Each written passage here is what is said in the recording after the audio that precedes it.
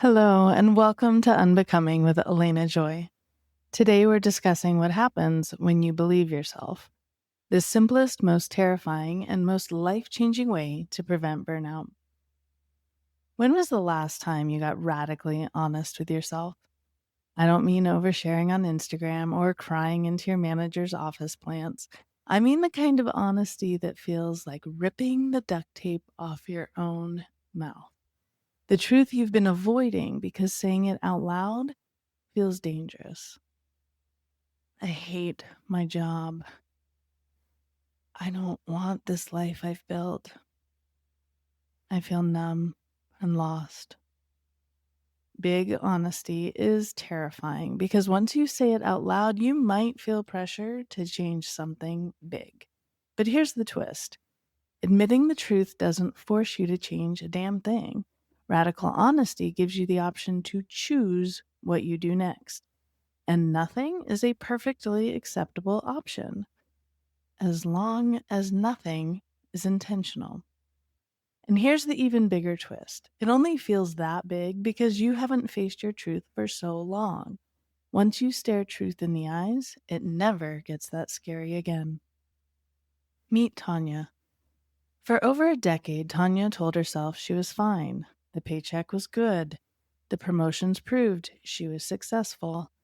But deep down, she hated the buttoned up vibe of the credit union where she worked. At first, she avoided her truth because she felt trapped by financial reality.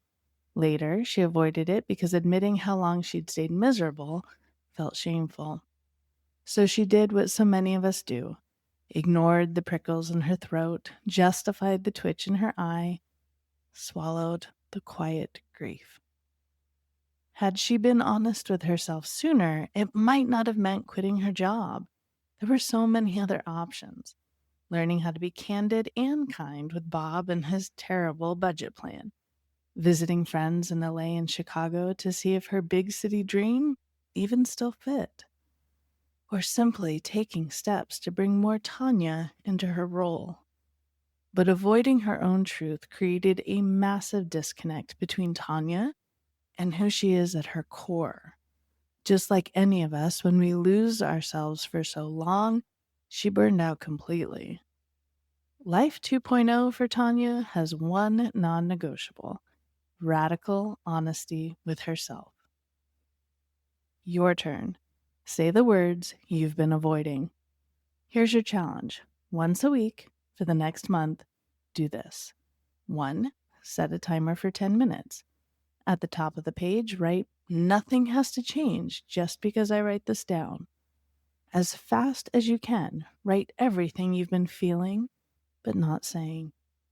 If you get stuck, give yourself a role to focus on: employee, parent, project manager, partner. When the timer goes off, notice. The world did not end. Be proud of being so damn honest with yourself. And as I say in my best Taylor Tomlinson voice, where's my treat? Do it again next week, and never again will an unsaid truth eventually implode your life, completely out of left field, like it did with Tawnia and me. Here, there's a link to an article that I published on July 22nd called "I Was 37, Married, Mormon, Numb." Back to honesty with yourself and why it works. I know it doesn't feel this way, but being radically honest with yourself does not create problems. It just reveals the ones you've been carrying in silence. And once you see them, you get to decide what to do with them. Because if you can't be honest with yourself, you will never be free enough to choose differently. Radically acknowledging your reality is how you reclaim your capacity and your agency. Here's the truth bomb. Tawnia did not burn out because she couldn't handle the work. She burned out because she spent over a decade ignoring the truth her body had been screaming at her. She was great at managing everyone else's emotions, and absolute trash at believing her own. If that feels uncomfortably familiar, you are not broken and you are not too far gone. Emotional capacity can always be rebuilt. Start with one small act of self-trust. Name one feeling. Notice one sensation. Say one uncomfortable truth you've been avoiding. And then believe yourself. No one else is coming to rescue you from numbness. That part is on you. But the second you stop gaslighting your own experience, you don't just prevent burnout. You start getting your joy back. And that, my friend, is the whole damn point. This article discusses how we use the skill of strategic vulnerability to restore and protect our emotional capacity. This is part of the book I'm writing, teaching about the 5 capacities that prevent burnout, both in life and work.